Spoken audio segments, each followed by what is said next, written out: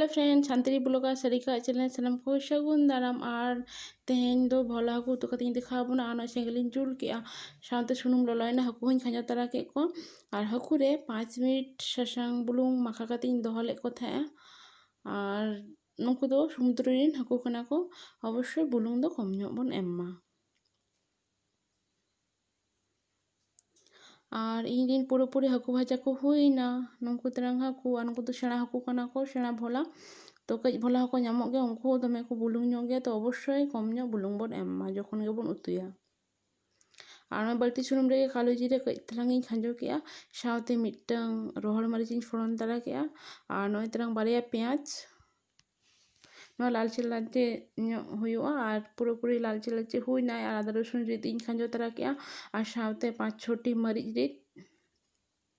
तो भागी ठीक मसला कषा हुआ जाते शो जिनिसटा बेरेल शो जिनिसटा काटा मा तो भागी ठीक कषा हुआ और साथे गुंडा मसला और गुंडा मसला रेदो मेना सासांग गुंडा मरीच गुंडा जीरा गुंडा धने गुंडा हाकू मसला गुंडा और इना तायम तीखा लाल गुंडा माने काश्मीरी लाल गुंडा और कई तलांग दा भागी ठीक कषा लगित ते इना तायम मिटटांग तेजपाता उना हबन घंटा मेशा तारे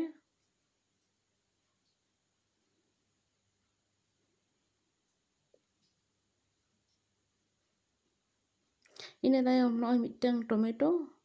कई थेतो ᱧᱚᱜ का और नहा भागी ठीक कषा हुआ जाते पूरी गोला मा टमेटो तो बेस ठीक कषा हुआ नय हुई दी गोदा खाना और बेस ठीक कषाव लगित ते कई तलांग बुलुंग और बुलुंग दो अवश्य कम ᱧᱚᱜ बन एम्मा भोला हाकू जेहेतु उतुई को तो नुकु दो नोना ᱧᱚᱜ गया ताई बार बार लैया जे अवश्य बुलुंग उतु समय कम ᱧᱚᱜ बन एम्मा पूरी नय तरह रेडी ना इना कड़ी तो नोआ रे कई कम ᱧᱚᱜ दा बन एम्मा जाते हाकू जबे को लेका तो नय तरह हेडेज गोना चलो ताले हाकू बन खांजो को लेगे मिटटांग मिटटांग कते तो नुकु तरह हाकू